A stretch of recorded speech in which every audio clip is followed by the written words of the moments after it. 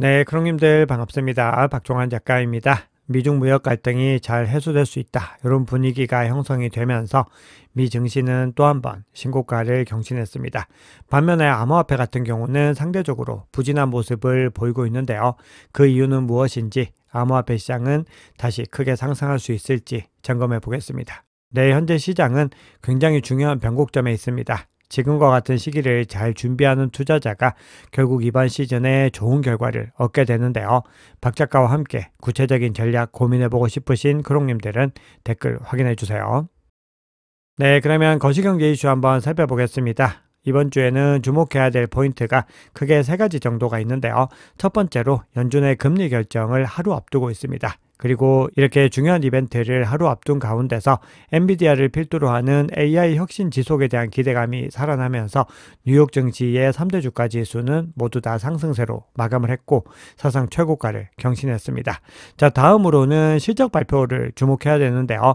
매그니피선트 7이라고 불리는 7개 기업 중에서 5개 기업이 이번 주에 실적 발표를 합니다. 그리고 이 기업들이 실적과 더불어서 AI 투자를 갖다가 어느 정도 집행할 것인지 이 부분들에 대한 기대감들이 살아난 부분도 뉴욕 증시를 부양하는데 역할을 했습니다. 마지막 세 번째는 30일 부산에서 열리는 미중 정상회담인데요. 무역전쟁 확전 자제에 대한 뜻을 모을 가능성이 커졌다. 이런 심리들이 또 미 증시를 이끄는 중요한 역할을 했습니다. 월스트리트저널 보도에 따르면 미국은 중국이 펜타닐 원료 밀수 단속을 강화할 경우에 펜타닐과 관련해 부과한 20% 관세를 10%로 낮출 수 있다. 이런 기조들이 나오고 있다고 합니다. 자, 그리고 내일 새벽에 있을 FOMC에서 금리를 25bp 인하할 가능성은 현재 99.5%로 집계 되면서 사실상 확실시 되고 있는데요. 결과에 대한 부분들은 상당 부분 확정이 됐기 때문에 파월 의장의 통화정책 관련 발언에 시장은 촉각을 곤두세우고 있습니다. 네, 최근에 글로벌 경제정책 불확실성 지수가 가파르게 하락하고 있는 모습을 보이고 있습니다. 이렇게 정책에 대한 불확실성이 점차 해소되고 있다는 부분들은 일반적으로 금융시장의 긍정적인 신호로 해석을 합니다. 그리고 미국의 경제정책 불확실성 지수도 2월부터 4월 사이에 크게 높아졌다가 계속해서 조정을 받으면서 내려오고 있기 때문에 시장이 다시 모멘텀을 만들 수 있는 여유가 생겼다. 이렇게 시장에서는 보고 있습니다. 네, 그러면 현물 ETF를 한번 살펴보겠습니다. 비트코인 현물 ETF는 3거래일 연속으로 순유입을 이어갔고, 그리고 이 순유입세는 아크인베스트와 블랙락이 주도를 했습니다. 이더리움 같은 경우도 3거래일 연속으로 순유출을 기록을 하다가 4거래일 만에 순유입으로 전환을 했습니다. 역시나 블랙락에서 가장 많은 물량이 들어온 것을 볼 수 있습니다. 자, 그런데 오늘은 더 중요하게 다뤄야 되는 부분이 솔라나 현물 ETF인데요. 결국은 솔라나와 라이트코인, 헤더라 현물 ETF가 승인이 됐습니다. 스테이킹을 탑재한 첫 현물 ETF라는 점에서도 굉장히 중요한 시사점이 있는데요. 첫날 거래량이 5,600만 달러로 올해 출시된 모든 신규 ETF 가운데서 가장 우수한 성과를 냈다고 블룸버그 인텔리전스의 에릭 발추나스가 전하고 있습니다. 그리고 또 하나 고무적인 점은 시드 자금이 무려 2억 2천만 달러를 넘어섰다라는 겁니다. 출시 전에 모인 금액으로 만약에 시드를 첫날부터 전부 다 투자를 했다라고 했을 때는 이더리움 현물 ETF의 대비 성과를 뛰어넘는 결과를 가지고 올 수도 있었습니다. 현재 운용사는 시장 수용 테스트와 그리고 운영 리스크 관리, 시장 타이밍 조절 때문에 이 시드를 계속해서 더 효율적으로 활용하려는 전략을 가져가고 있습니다. 결론적으로 투입될 자본도 충분한 상황에서 첫날 성과도 좋았기 때문에 솔라나 현물 ETF가 흥행에 성공할 수 있을 것이다. 이런 기대감이 시장에서 나오고 있습니다. 이번에 승인된 ETF는 비트와이즈 ETF이고 앞으로 그레이스케일을 필두로 해서 계속해서 알트코인 현물 ETF 그리고 솔라나 ETF가 차례로 승인될 예정입니다. 네, 그러면 온체인 지표 통해서 시장의 상황을 조금 더 깊이 있게 살펴볼 텐데요. 현재 비트코인 가격이 상대적으로 크게 반등하지 못하는 이유 중에서는 장기 보유자 물량이 계속해서 매도되는 부분들이 있습니다. 어제 하루 동안에도 7년에서 10년 동안 휴면 상태에 있던 코인이 하루 동안 700개 이상 이동한 시그널이 포착이 됐고요. 무엇보다도 CDD라고 해서 코인 파괴일수라는 지표가 있습니다. 이 지표는 오래된 비트코인이 소진될수록 더 크게 상승을 하게 되는데 보시면은 계속해서 가파르게 상승세를 보이는 것을 볼 수 있습니다. 그리고 이 지표의 60일 이동 평균이 1720만까지 상승한 것을 볼 수 있습니다. 이 얘기는 장기 보유자들의 매도세가 계속해서 강하게 나오고 있다는 의미로 해석할 수 있습니다. 다만 그럼에도요, 작년에 2번의 고점을 찍었던 그 구간들 대비했을 때는 여전히 낮은 수준에 머물고 있는 것을 볼 수 있습니다. 아직까지는 장기 보유자들이 여전히 물량을 많이 보유를 하고 있고, 상승장으로 가기 위해서는 이 물량들이 더 가파르게 나오고 이 물량들을 신규 수요들이 받아내줘야 되는 건데요. 현재 이 수요들을 신규 고래들이 계속해서 받아내고 있는 것을 확인할 수 있습니다. 오래된 고래들의 움직임은 정체된 가운데서 신규 고래들의 유입이 계속해서 증가하고 있는 것을 온체인 지표를 통해서 확인할 수 있습니다. 특히 9월과 10월 사이에 비트코인이 조정 국면을 보였던 그 구간에서도 꾸준히 신규 고래들은 비트코인을 매집한 정황들을 확인할 수 있습니다. 결국 이 얘기는 다음 상승 구간을 위해서, 즉 더 본격적인 랠리를 앞두고서 전략적으로 포지션을 구축하면서 매수세를 이어가고 있는 정황으로 볼 수 있습니다. 자, 그런데 이렇게 가파르게 모아 나가다 보니까 최근에 이 단기 고래들의 실현 가격까지도 하방이 달했습니다. 단기 보유자 실현 가격은 대략적으로 113K를 경계로 해서 형성이 되어 있고, 단기 고래의 실현 가격은 대략적으로 112.7K를 경계로 형성이 되어 있었는데, 이 구간을 다시 회복하는 데 성공을 했습니다. 그리고 현재 이 구간을 중심으로 해서 가격이 오르내리는 움직임을 보이고 있습니다. 만약에 이 구간을 잘 지켜낼 수 있다라고 했을 때는 신규 고래들이 더 이상 손실 구간이 아닌 구간에 위치를 하게 되고, 그만큼 매수 심리가 더 우위에 설 수 있습니다. 그리고 같은 수준에서 재매수 가능성도 더 높아진다, 이렇게 볼 수 있습니다. 결론적으로 중요 가격대를 회복하는 것과 더불어서 중요한 주체인 고래들의 심리적인 전환, 그리고 매수세 복귀, 이런 부분들의 삼박자가 현재까지는 잘 들어맞고 있다, 이렇게 볼 수 있습니다. 자, 고래들의 움직임 살펴봤다면은 이번에는 개인 투자자들의 움직임 한번 살펴볼 텐데요. 개인 투자자들의 수요를 30일 이동 평균 지표로 한번 살펴봤을 때 현재 양수 영역으로 진입을 하고 있습니다. 그리고 그동안에 계속해서 바닥을 높여갔던 정황들을 포착할 수 있습니다. 즉 개인 투자자들이 본격적으로 유입이 되진 않았지만 그럼에도 개인 투자자들의 관심이 서서히 이 시장으로 넘어오고 있는 것을 볼 수 있습니다. 자, 그리고 현재 이 정도 수준까지 올라왔지만 작년 2번의 고점 대비로는 턱없이 낮은 수준이고, 올해 신고점을 형성했던 구간과 비교했을 때도 굉장히 낮은 구간에 위치하고 있는 것을 볼 수 있습니다. 이 얘기는 아직까지는 시장이 가야 될 길이 더 많이 남아있다, 이렇게 볼 수 있고요. 자, 다음으로는 스테이블 코인과의 관계성을 가지고서 시장의 중요한 추이 한번 살펴볼 텐데요. 지금까지 데일리 시황을 통해서 스테이블 코인의 시가총액과 공급량이 꾸준히 늘어나면서 대기 중인 유동성이 계속해서 쌓이고 있는 정황들을 살펴봤는데요. 이번에는 비트코인과 스테이블 코인의 준비금 비율을 통해서 한번 살펴볼 텐데, 바이낸스 거래소에서 비트코인과 스테이블 코인 준비금 비율이 현재 매수 시그널이 뜨고 있는 것을 볼 수 있습니다.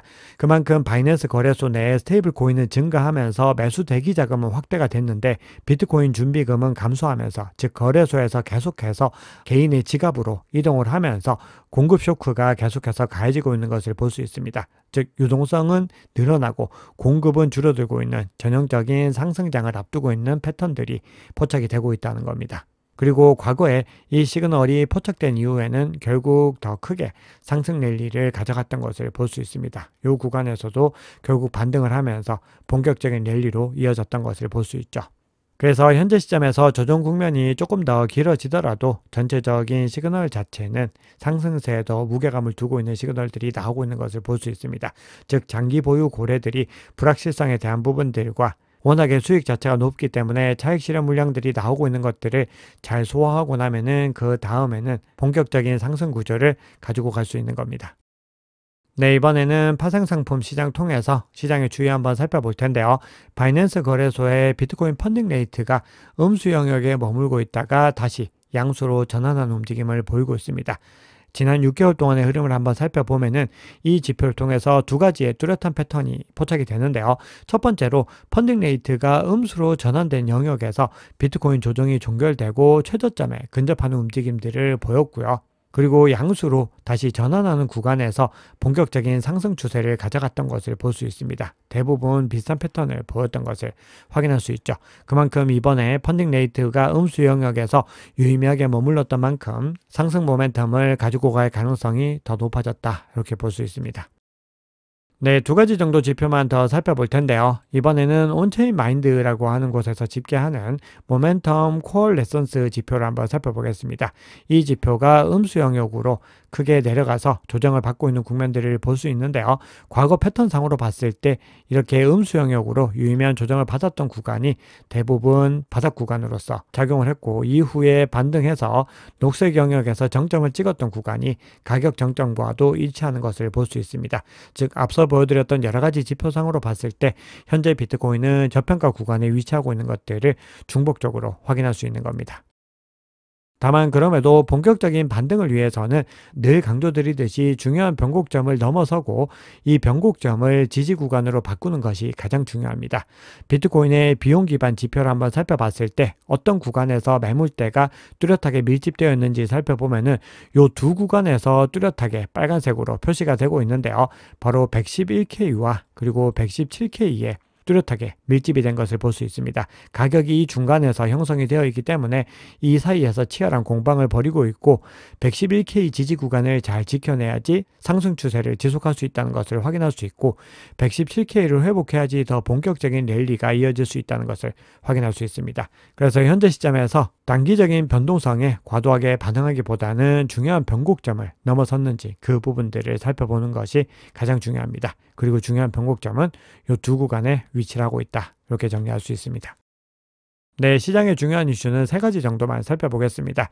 현재 비트코인 현물 ETF 흐름을 블랙락이 계속해서 주도를 하고 있습니다. 올해까지 해서 비트코인 현물 ETF에 총 269억 달러의 자금 순유입이 나타났는데 그 중에서 블랙락의 IBIT에서 281억 달러 순유입을 기록했습니다. 즉 상대적으로 다른 현물 ETF에서는 순유출이 상대적으로 더 많았는데 블랙락이 흐름을 주도하고 있는 것을 볼 수 있습니다. 그만큼 이 주도권 경쟁에서 어떤 회사가 확고하게 점유율을 확보했는지를 볼 수 있습니다.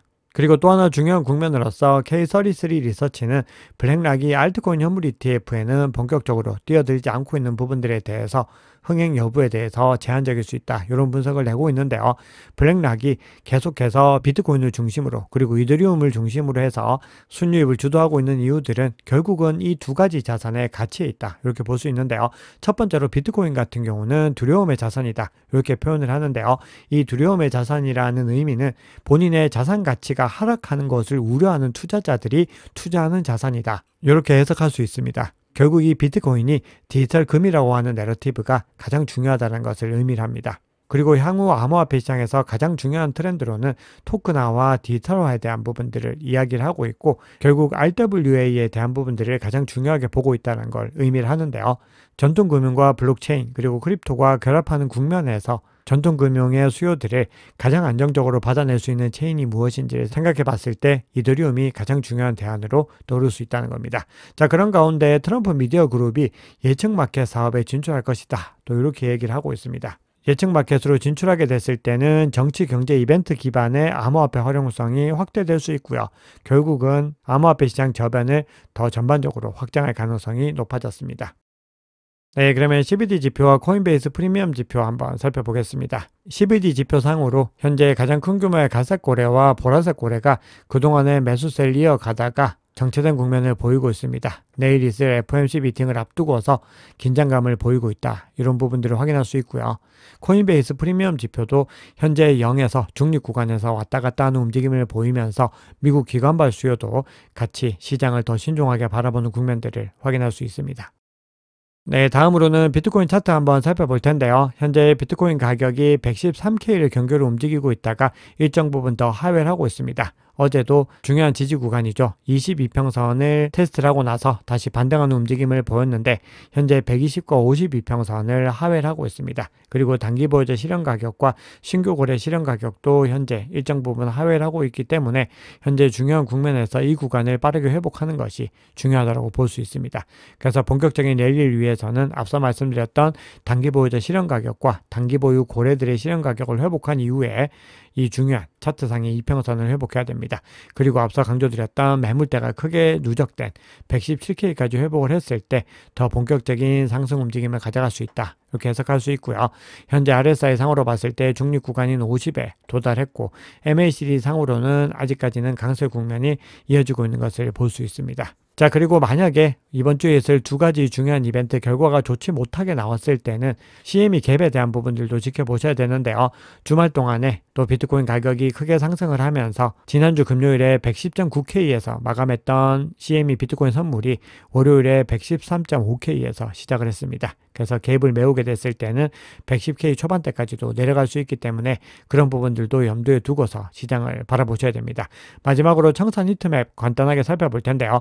현재 숏포지션이 116.3K에 뚜렷하게 밀집되어 있는 것을 볼 수 있습니다. 결국 이렇게 숏포지션이 계속해서 밀집이 되면은 또 고래들은 숏포지션을 청산을 하면서 유동성을 만들어내기 때문에 가격이 반등할 때는 또 빠르게 반등할 수 있다는 부분들을 염두에 두시고 투자 전략 이번 주 전반을 두고서 이어나가셔야 됩니다.